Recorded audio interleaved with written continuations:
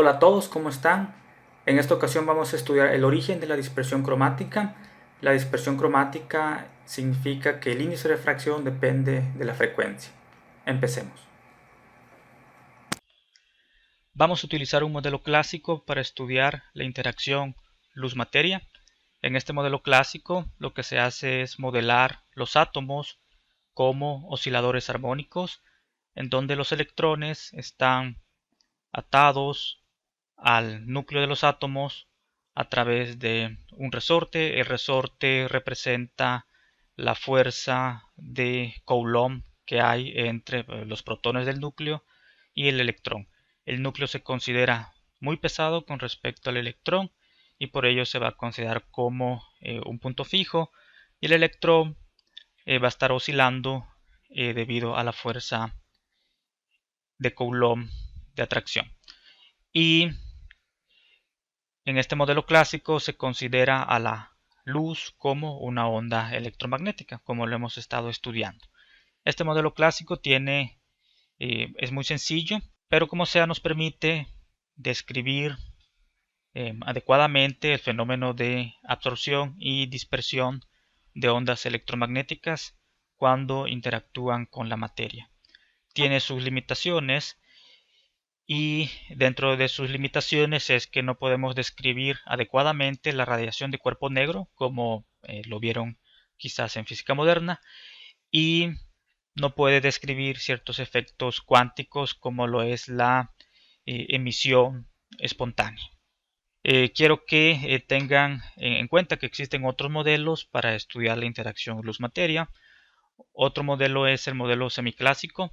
El modelo semiclásico se considera a los átomos de forma cuantizada, y a la luz se sigue considerando como onda electromagnética. Este modelo nos permite describir absorción, dispersión, y también nos permite describir radiación de cuerpo negro. Sin embargo, sigue teniendo sus limitaciones, que no permite, no describe lo que es emisión espontánea. Y el otro modelo es el modelo completamente cuántico, en donde tanto la materia como la luz se consideran de forma cuantizada, de forma cuántica.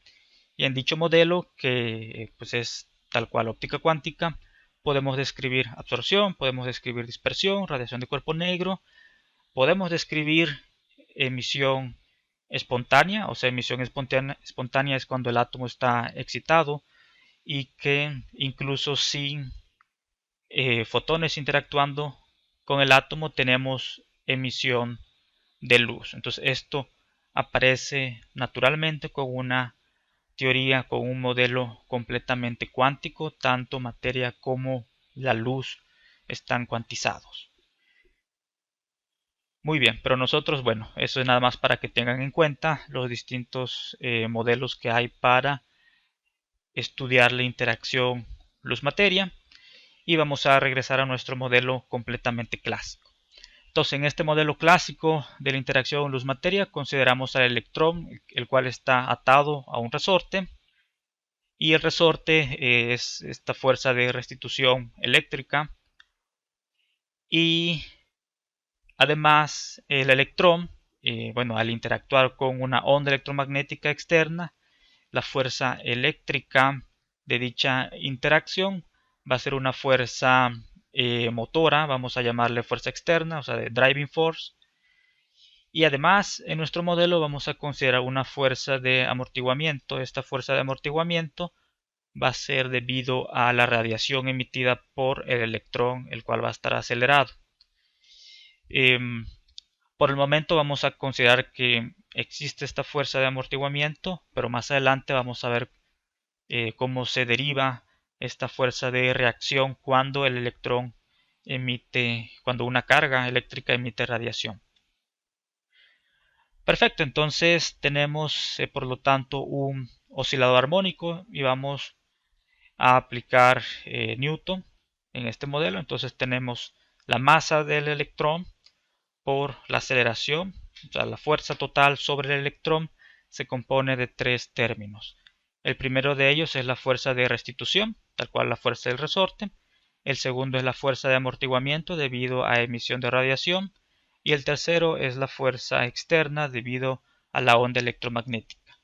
Entonces la fuerza de restitución es la fuerza del resorte. Sabemos que va de forma lineal con respecto al desplazamiento y que lo que hace es tratar de regresar a la partícula, al electrón en este caso, al punto de reposo, o sea, en x igual a 0. Esta K del resorte se puede escribir en términos de la masa por omega 0 al cuadrado. Esta omega 0 es la frecuencia natural de oscilación del resorte. Ahora, la fuerza de amortiguamiento debido a radiación la vamos a considerar proporcional a la velocidad del electrón, proporcional a la masa y a un coeficiente gamma, que por el momento así lo vamos a considerar. Más adelante vamos a ver de dónde o cómo se puede estimar, o sea, en otra sesión, cómo se puede estimar este coeficiente gamma. Entonces esto constituye la fuerza de amortiguamiento. Pueden ver que es muy similar como una fuerza de fricción de aire cuando lanzan una partícula en un tiro parabólico, en donde la fuerza de fricción se considera proporcional a la velocidad de la partícula.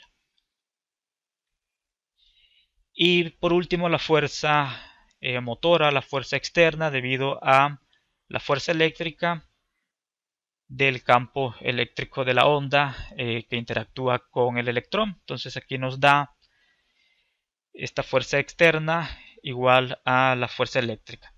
Aquí la fuerza, vean que tiene forma cosenoidal porque es tal cual la oscilación de la onda electromagnética. Esta omega es la frecuencia de oscilación de la onda. Entonces pueden imaginarse que vamos a estar posicionados en un punto Z fijo, y en ese punto Z fijo el electrón va a estar simplemente oscilando en esa posición. Por ello aquí en la descripción de la fase de la onda electromagnética nada más nos importa la parte temporal. Podemos considerar Z igual a 0 y solo nos interesa este omega t. Perfecto, entonces esto es la fuerza motora, y pues ya sustituyendo todos estos elementos llegamos a esta ecuación diferencial. Nuestro objetivo a continuación es resolver para la posición del electrón, y lo que nos interesa es después de resolver la posición X del electrón, vamos a extender nuestro modelo a considerar muchos osciladores, y luego con muchos osciladores, cada oscilador es un dipolo eléctrico, vamos a llegar a describir la polarización de la materia, y con la polarización de la materia podemos llegar a lo que es la permitividad, y con la permitividad el índice de refracción. Entonces nuestro objetivo es encontrar cómo depende el índice de refracción con la frecuencia, esta omega, de la onda incidente. Muy bien, entonces para resolver esta ecuación diferencial, primer paso sencillo, vamos a pasar estos elementos que dependen de x de la parte izquierda, y tenemos aquí una ecuación diferencial de orden 2, inhomogénea. Esta es la parte que lo hace inhomogéneo porque no depende de x. Y para resolverlo vamos a definir una x tilde, o sea una x compleja, y eso nos permite reescribir esta ecuación diferencial de forma compleja. O sea, vean que aquí tenemos la parte real de x tilde, o sea, x tilde tiene una amplitud, tiene un fasor, o sea, esta parte real de x tilde se reduce a la x, y si hacemos esto en cada término donde hay x, para que toda esta ecuación se reduzca a la ecuación anterior, tenemos aquí la parte real de este fasor a la menos i omega t. Esto nos da el coseno de omega t que tenemos aquí arriba. Entonces vemos que esta ecuación es igual a la ecuación de arriba, y se reduce a, ahora el problema se reduce a resolver la ecuación compleja.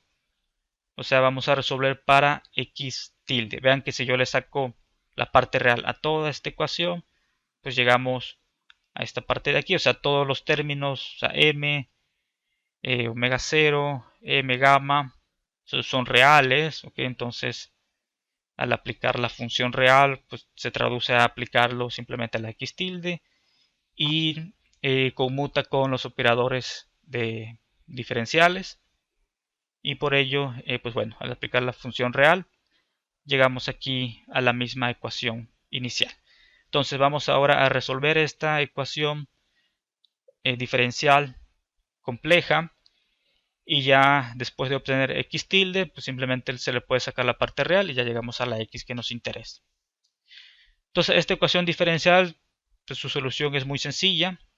Vemos que al derivarlo aquí en la parte inhomogénea nos queda L menos I omega t. Entonces, ¿qué función hace que al derivarlo varias veces, una o dos veces como aquí, o simplemente no derivarlo, nos dé la misma función? Pues eso es la función exponencial. Bueno, senos y cosenos, perdón. Entonces es la función exponencial con argumento complejo. Y por ello proponemos como respuesta, o sea, el ansatz a esta ecuación es de esta forma. Tenemos un coeficiente complejo, o sea, una amplitud compleja, y tenemos un fasor con la misma frecuencia, L menos I omega t. O sea, la omega, recordemos, esta es la frecuencia de la onda electromagnética y esta omega 0 es la frecuencia natural de oscilación de nuestro oscilador, del resorte. Y sustituimos este ansatz en nuestra ecuación diferencial. Pueden ver que se nos va a eliminar este fasor común y despejamos para la amplitud compleja. O sea, aquí en este ansatz lo que nos falta es determinar esta x0 tilde. Entonces sustituimos, vean que la doble derivada nos saca un omega al cuadrado y la primera derivada nos saca un omega por la i. Esto pues se mantiene así tal cual. Pueden ustedes ya hacerlo con calma, factorizar el x0 tilde, se nos elimina el a la menos i omega t, esto nos queda arriba junto con la amplitud del campo eléctrico, etc. Entonces pueden llegar a esta expresión para la amplitud del oscilador. Ahora, esta expresión pues ya nos da bastante información y es lo que quiero que ahorita analicemos. Esto pues vean que queda en función de la frecuencia de la onda electromagnética y la frecuencia natural de oscilación. Lo primero que podemos estudiar es resonancia. Vean que esta amplitud aumenta cuando la omega está cercana a omega 0 y tienes su máximo cuando la omega es omega 0. Entonces, cuando la frecuencia de la fuerza externa, en este caso de la onda electromagnética, es igual a la frecuencia natural de oscilación, se dice que dicho átomo entra en resonancia, que dicho electrón entra en resonancia.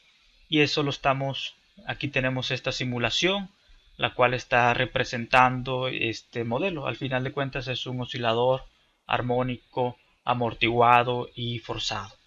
Tenemos aquí nuestra fuerza, fuerza motora, la fuerza externa es esta plataforma que está oscilando. Esto sería equivalente a nuestra onda electromagnética.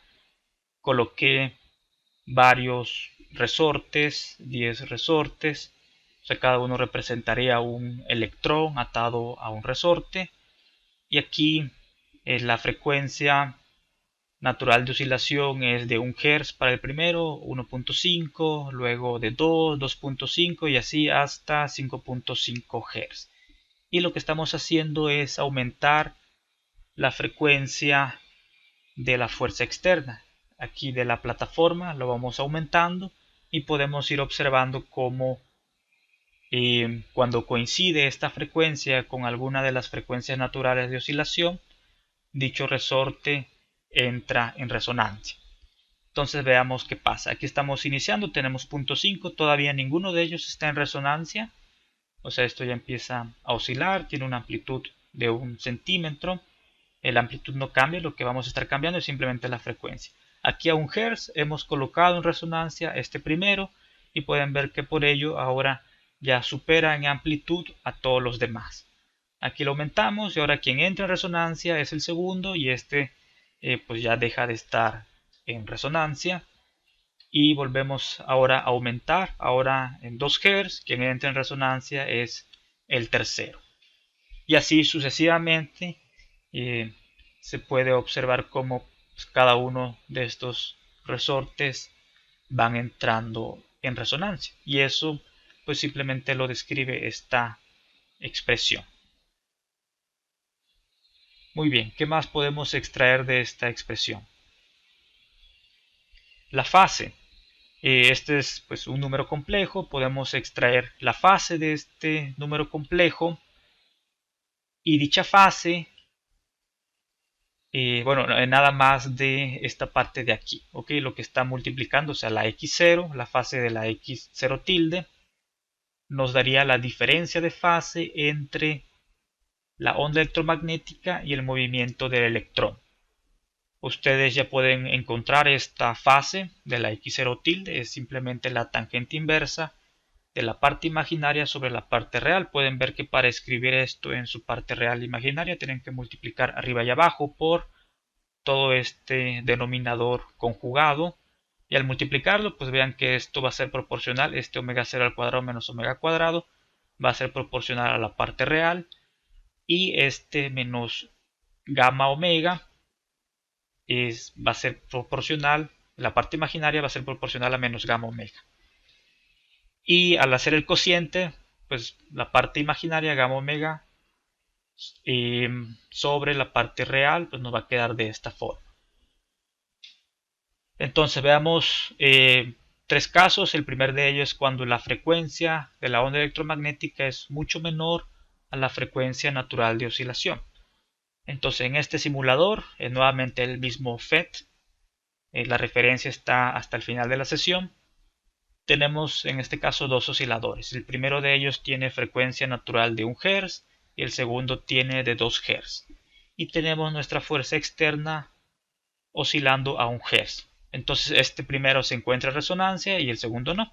Entonces aquí tenemos esta condición, que nuestra fuerza externa es mucho menor que a la frecuencia natural del segundo oscilador, de este oscilador 2.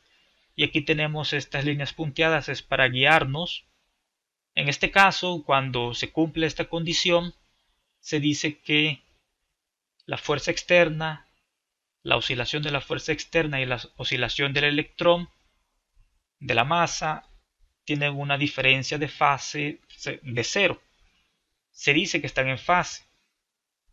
Y eso significa, cuando están en fase, significa que cuando uno es máximo, el otro es máximo, y cuando uno es mínimo, el otro también es mínimo en su movimiento. Entonces veamos si eso se cumple aquí. Vean que cuando este es máximo, la plataforma está en su máximo. La plataforma tiene una amplitud de 2 centímetros, pero esta amplitud es con respecto a su punto central. Entonces va desde menos 2 a 2, tiene un rango de 4 centímetros. Aquí por ello se coloca esta regla y vean que va desde 0 hasta 4. Entonces ahora está en 0 y aquí está en 4. Vamos a ver en dónde se pausa, a ver si se puede apreciar mejor. Entonces, cuando está en su mínimo, aquí se va a pausar. Perfecto, esta masa está también en su mínimo. Y ahora cuando la plataforma está en su máximo, pausa, la masa está en su máximo. Entonces vemos que efectivamente la fuerza externa y la masa están en fase, porque la frecuencia es menor a la frecuencia natural de oscilación de la masa. Ahora veamos otro caso. Cuando la frecuencia externa es mayor a la frecuencia natural de oscilación, si sustituimos estos valores podemos derivar que la diferencia de fases de pi. Cuando la diferencia de fases de pi, ahora ocurre lo contrario al caso anterior. Cuando uno es máximo, el otro es mínimo y viceversa. Entonces aquí hemos cambiado la frecuencia externa de la fuerza externa a 2 Hz. Ahora la segunda masa está en resonancia, o sea, esta es la misma configuración anterior. Y en este caso vamos a poner nuestra atención en la masa 1. Pusimos estas igual líneas punteadas como guía y veamos si se cumple esta condición.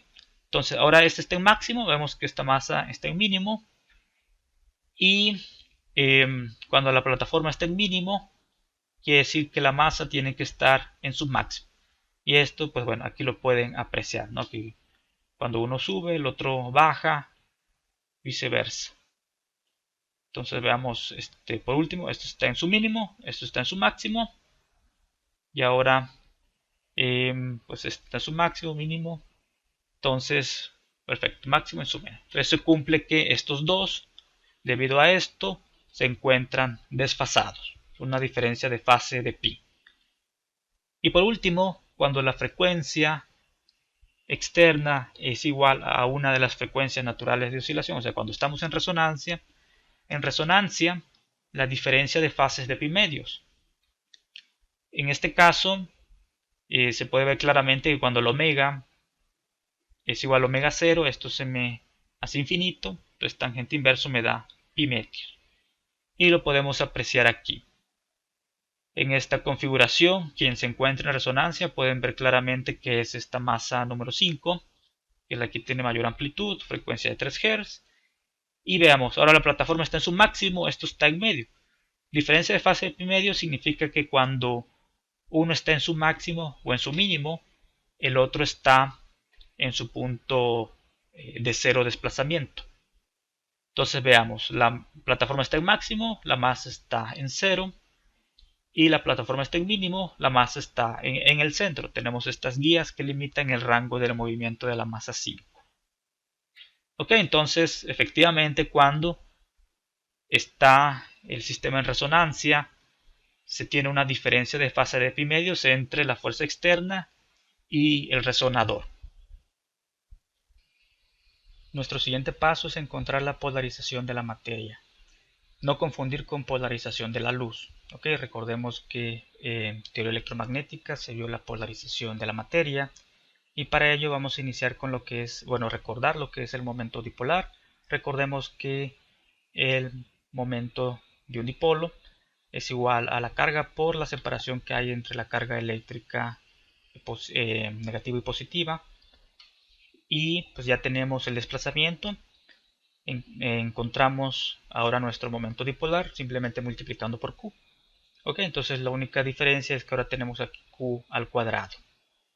Y para encontrar la polarización de la materia vamos a considerar un modelo de gas diluido. O sea, vamos a considerar un gas y vamos a asumir lo siguiente. Vamos a decir que tenemos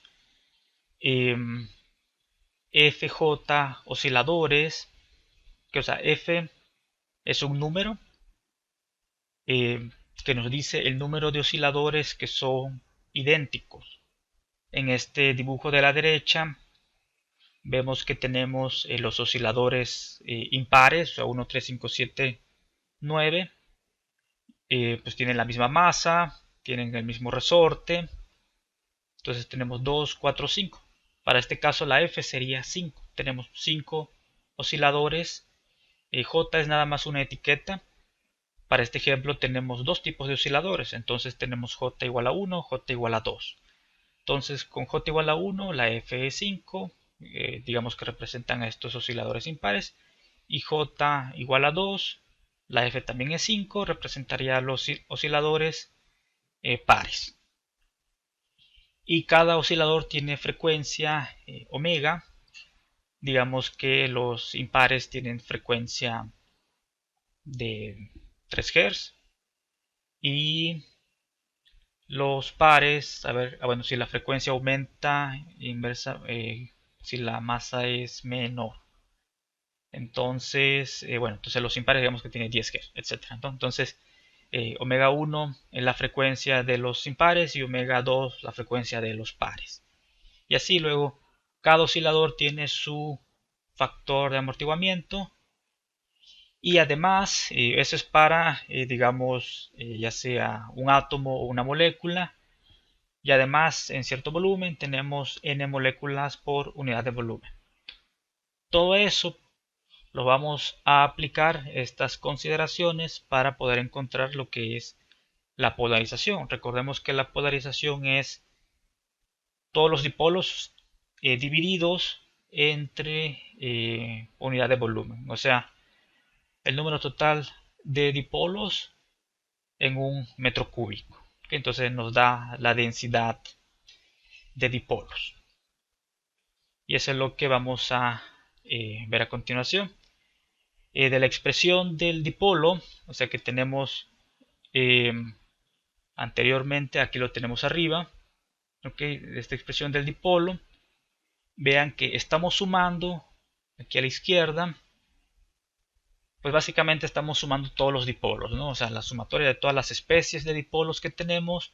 Esta F pues es como si nada más hubiéramos factorizado todas las especies que son idénticas de dipolos y luego lo multiplicamos por el número de moléculas o el número de átomos por unidad de volumen, y eso ya nos va a dar el número total de dipolos por unidad de volumen. Y bueno, previo a esto quiero que nos pasemos aquí a la derecha. Entonces aquí abajo, entonces digamos que tenemos este volumen y la onda electromagnética aquí la represento por estas ondas planas, las que son más grandes. Entonces estamos iluminando este gas o una onda electromagnética, y aquí estoy dibujando estas doble flecha, representa pues ya un electrón que está oscilando, o sea, es un dipolo, y cada uno de estos dipolos, como vimos en sesiones anteriores, emite radiación porque está acelerado, y la radiación de este dipolo es de hecho similar a lo que muestro aquí arriba. O sea, aquí si recuerdan, pues esta carga está oscilando arriba y abajo y tiene radiación de esta forma. Comenté que cuando nos alejamos bastante de este emisor, la radiación ya es de tipo onda plana. Entonces, como aquí estamos hablando ya en este modelo macroscópico, pues que esto representa pues básicamente un punto, entonces pues a distancias no muy lejanas para nosotros, pues ya prácticamente se está emitiendo en onda plana. Entonces veamos que aquí tenemos, pues cuando esto está interactuando con este volumen, tenemos tanto la onda electromagnética externa más la emisión de cada uno de estos dipolos. Entonces estas líneas de aquí que se ven más en el fondo, pues las puse para representar esta emisión, digamos, de este dipolo, y estas otras líneas están un poquito más para abajo, representan la emisión de otro dipolo, digamos de este otro, y así. O sea, al final cada uno de los dipolos pues va a emitir radiación. Entonces vean que el campo eléctrico macroscópico resultante es una superposición de varios ondas electromagnéticas, tanto de la onda externa como la emisión de cada uno de los dipolos. Y eso me va a generar pues un campo eléctrico total. Ese campo eléctrico es lo que tenemos aquí.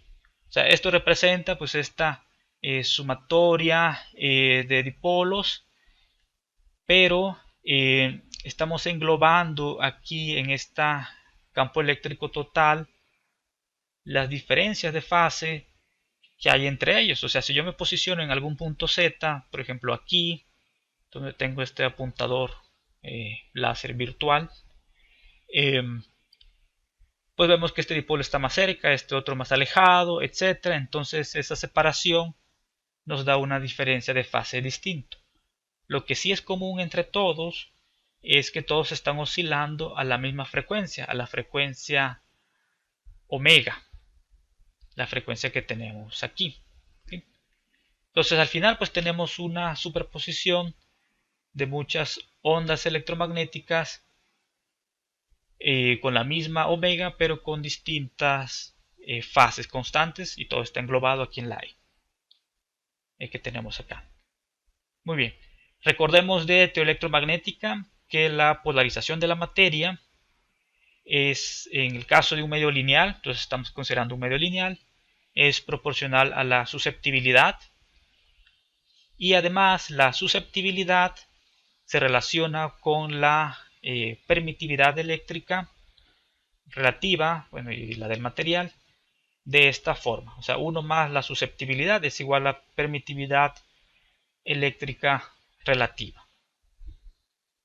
Y esto, ¿por qué nos interesa? Porque recordemos que el índice de refracción en el caso óptico es la raíz de esta permitividad relativa. Entonces ya nos estamos aproximando a lo que es el índice de refracción. Perfecto, entonces tenemos que sustituyendo, regresemos aquí, sustituyendo esta expresión de la susceptibilidad en esta ecuación de arriba, vemos que, y comparando, ¿ok? O sea, si yo sustituyo aquí permitividad relativa menos 1, lo sustituyo aquí arriba y comparo todo esto que multiplica a este campo eléctrico, pues vemos que la permitividad eléctrica relativa menos 1 es igual a todo lo que está aquí multiplicando al campo eléctrico.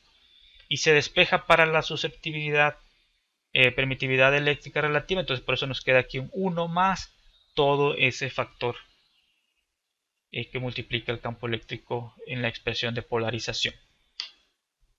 Perfecto, entonces ya tenemos aquí nuestra permitividad eléctrica relativa.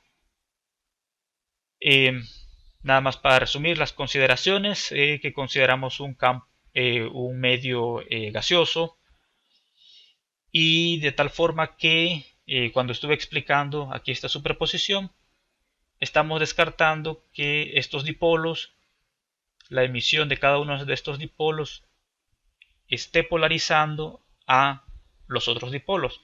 O sea, están tan alejados entre sí que no le afecta uno al otro. ¿Okay? Entonces lo único que polariza a los electrones es el campo eléctrico externo, y es lo que estamos mencionando aquí. Ahora, el caso de materiales más densos, bueno, es un poco más complicado. Entonces, donde pues ahora sí cada dipolo polariza a otro dipolo.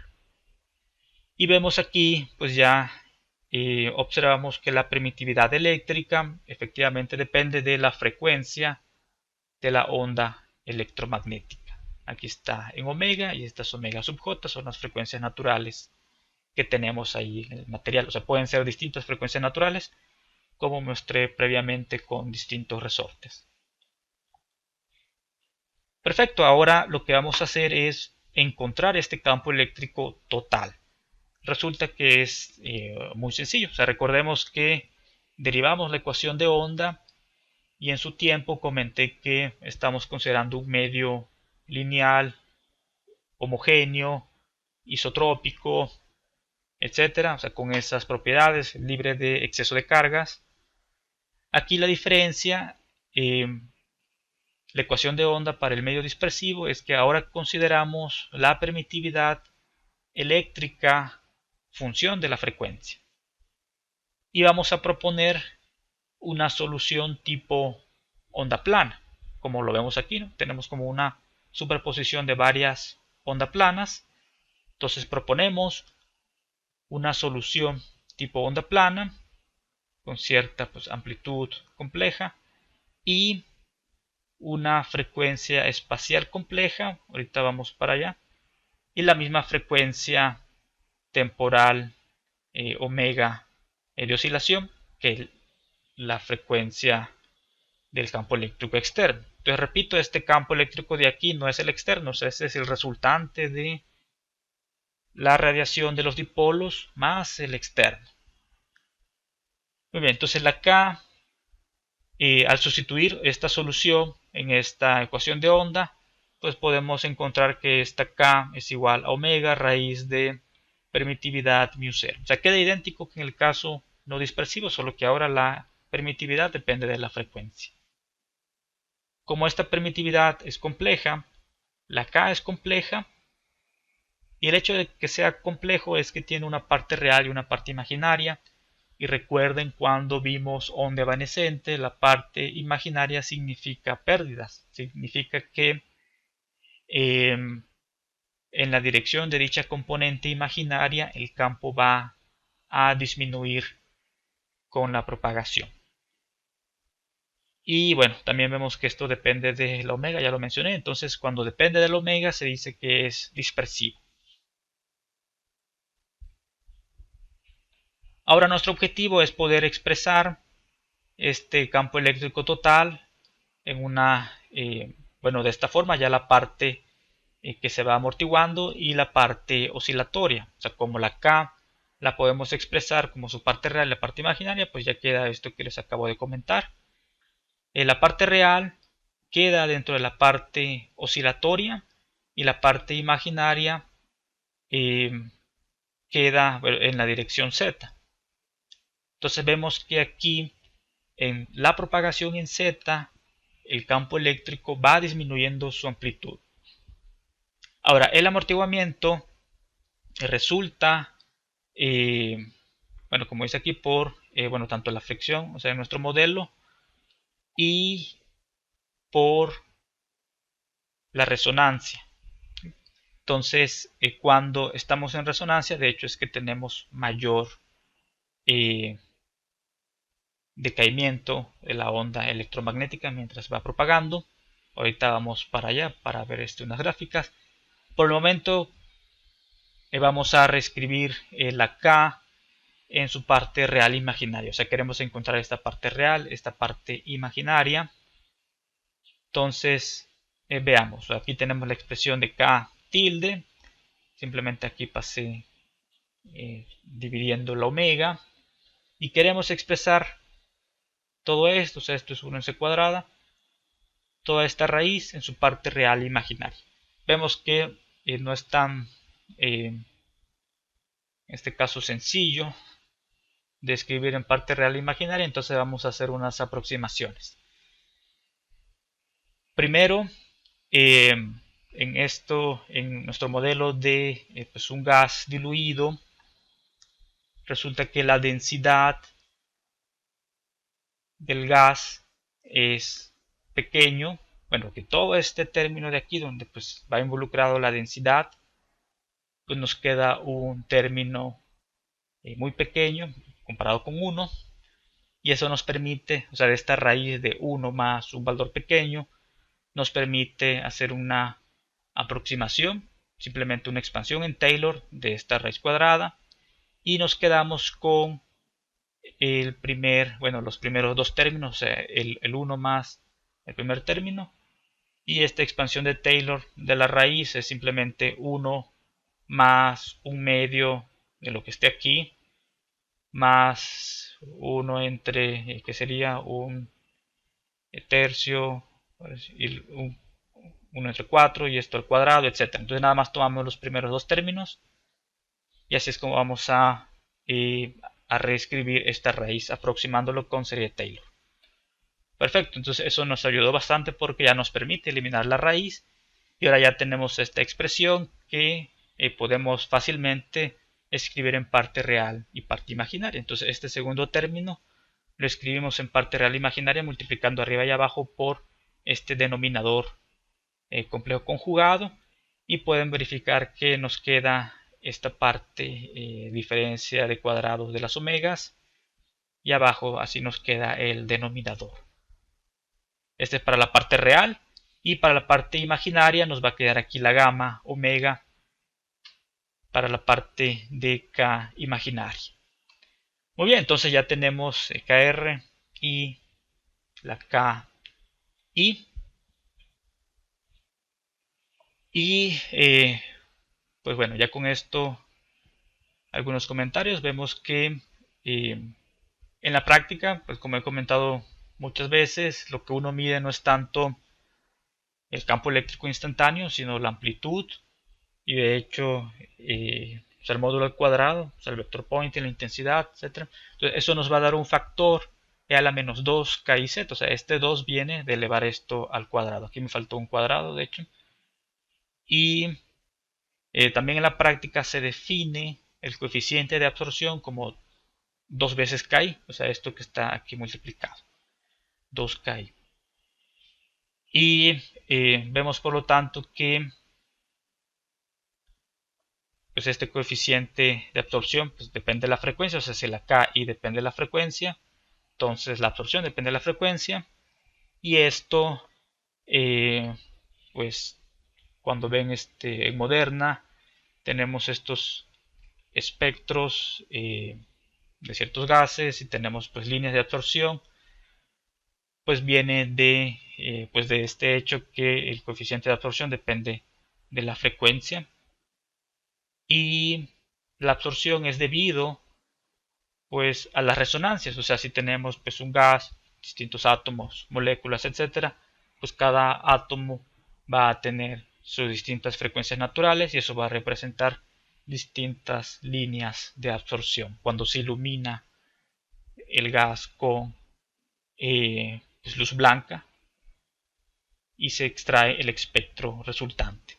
Entonces veamos cómo se ve este coeficiente de absorción en función de la frecuencia de la onda electromagnética incidente. Entonces aquí lo que estoy graficando, aquí tenemos esta alfa, recuerden esto es 2 veces KI. Ok, entonces de la expresión de la KI que tenemos anteriormente, pues nada más lo multiplican por 2 y eso nos da este coeficiente de absorción. Y aquí estoy graficando solamente alrededor de alguna resonancia, o sea, omega J. O sea, si graficamos y tenemos más de un solo resorte, pues vamos a tener varias curvas de esta forma. Y aquí pues podemos ver que alrededor de este resonador, o sea, esta es su frecuencia natural de oscilación, tenemos el punto máximo del coeficiente de absorción. Y por último, la parte esta de propagación, o sea, la parte real de K, es lo que nos va a definir el índice de refracción.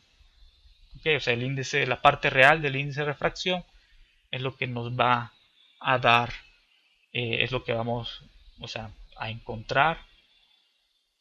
Y esto, bueno, C entre omega por K nos da el índice de refracción. Sustituyendo el valor de Kr, pues obtenemos aquí el índice de refracción. Nuevamente, pues esto depende del omega. Y veamos cómo se comporta este índice de refracción. Entonces aquí estoy graficando el n-1, o sea, este 1 lo paso por acá. Y pues vean este comportamiento alrededor de una frecuencia natural de oscilación. Entonces aquí pues tenemos observaciones interesantes. Bueno, previa a ello, vean, se le llama dispersión normal cuando el material, el índice de refracción aumenta con la omega. Entonces vemos que aquí, o sea, en esta región, o sea, previo a este máximo, esto sería una región de dispersión normal. Y esto de aquí, después de este mínimo, sería región también de dispersión normal. Y aquí, donde tenemos que su pendiente es negativa, es la región que se le conoce como dispersión anómala, dispersión anormal. Y bueno, eso es como se le conoce, y es debido a esta resonancia. ¿Okay? Bueno, el nombre anormal, pues bueno, quizás está muy exagerado, pero bueno, así es como le llamaron, ¿no? Pues digamos, distinto de lo normal. Muy bien, entonces otro aspecto interesante, tenemos que cuando pasando la resonancia, vemos que la n puede ser negativo, o sea, n menor a 1, lo cual, pues bueno, eso significaría que su velocidad es mayor a c. Recordemos que el índice de refracción no puede ser, no es menor a 1. Y esto, sin embargo, pues bueno, es lo que se conoce como la velocidad de fase. Aquí, o sea, realmente, pues algo que no, o sea, este pues, modelo, pues realmente tiene sus limitaciones. O sea, ya considerando como onda electromagnética, o sea, la onda electromagnética que consideramos es monocromática. Pero ya en la realidad, pues la onda incidente tiene un ancho espectral y considerando el ancho espectral, lo que nos interesa es realmente la velocidad de grupo, es lo que tiene pues, sentido físico, o sea, la velocidad de fase, pues sí se da, pero si consideramos onda electromagnética incidente con un ancho espectral, la velocidad de grupo es la que no puede ser mayor a la velocidad de la luz. Entonces la energía realmente es la energía de la velocidad de grupo. Y bueno, esto ya lo comenté. Si la pendiente es negativa, estamos en la región de dispersión anómala. Muy bien, y por último, como dato, pues este modelo, pues al menos la parte interesante es que nos permite determinar pues, cómo se comporta el índice de refracción en términos del omega. O sea, en la práctica, sin embargo, pues medir estas frecuencias naturales, el factor de amortiguamiento, etcétera, pues quizás sea mucho más complicado. Entonces lo que se hace es eh, ajustar una curva al índice de refracción y ya con mediciones experimentales podemos determinar los coeficientes. ¿Okay? Entonces, ¿a qué me refiero? Eh, vamos a derivar una fórmula que se conoce como la fórmula de Cauchy. Esta fórmula es válida lejos de las resonancias, ¿okay? O sea, digamos en frecuencias por acá, o sea, donde estamos en dispersión normal, o sea, alejados de la resonancia por acá. Entonces, lejos de la resonancia, como las oscilaciones no son tan fuertes, podemos descartar la gamma. Comenté que la gamma tiene que ver con la reacción debido a la radiación y la radiación depende de la aceleración, ¿no? Entonces cuando no estamos en resonancia pues no está tan fuerte la aceleración. Entonces descartamos el factor gamma y pues se elimina aquí la parte imaginaria, ¿no? Entonces este n-1 se traduce de esta manera y además, bueno, además vamos a decir que o sea, lejos de las resonancias puede ser ya sea a frecuencias bajas o a frecuencias altas. Entonces, para frecuencias menores, o sea, atrás de las resonancias, tenemos que la omega, o sea, menor que el omega natural de oscilación. Podemos aproximar este 1 sobre omega j al cuadrado menos omega al cuadrado igual expansión, o sea, esta omega es pequeña. Ok, o sea, pues esto lo podemos factorizar, nos queda aquí 1 entre esto que es mayor al omega, entonces nos queda un número pequeño. Y hacemos la misma expansión en Taylor y utilizamos los primeros dos términos y sustituimos, tal cual, sustituimos esto acá arriba, nos queda de esta forma. Aquí lo interesante es que vemos que este índice de refracción, menos 1, nos queda un término que es independiente del omega y otro término que depende del omega al cuadrado. Entonces pues lo podemos expresar como un coeficiente más otro coeficiente y el omega al cuadrado. ¿Sí? Entonces lo padre de este modelo es que nos da esta dependencia cuadrática del índice de refracción en la omega y esto ya nos lleva pues a esta fórmula de Cauchy, la cual suele escribirse en función de la longitud de onda en el espacio vacío, o sea, la lambda de la onda electromagnética en espacio vacío, lo pueden sustituir con esta expresión y queda entonces el índice de refracción de esta forma, ¿okay? Uno más este elemento. Entonces, en tablas de materiales de gases, etcétera, nos pueden dar simplemente los coeficientes. O sea, esto es algo que experimentalmente se puede medir, digamos, por refracción, por ley de Snell, pues uno puede llegar a encontrar pues, el índice de refracción, y ajustando a este modelo pues podemos determinar los coeficientes A y B que tienen estos nombres. A es el coeficiente de refracción y B el coeficiente de dispersión porque es el que está aquí con la lambda. Muy bien, entonces en conclusión, pues hemos aplicando un modelo clásico suficiente para poder determinar, observar que el índice de refracción depende de la frecuencia, poder estudiar resonancia, absorción y dispersión. Estas son las referencias, aquí están los simuladores de los resonadores y utilicé estas otras referencias. Y pues bueno, esta dispersión cromática pues es lo que hace que pues en combinación con la ley de Snell pues significa que pues esto pues cada frecuencia, en el caso de incidencia con luz blanca, cada frecuencia tiene un ángulo de refracción distinto. Entonces esto nos ocasiona esta dispersión cromática, y la dispersión cromática pues es el causante de esta, bueno, esto sería aberración cromática, ¿ok? De que no todo, una lente, no toda la luz blanca la va a enfocar en un solo punto. Muy bien, entonces hasta aquí le dejamos, nos vemos en la siguiente sesión.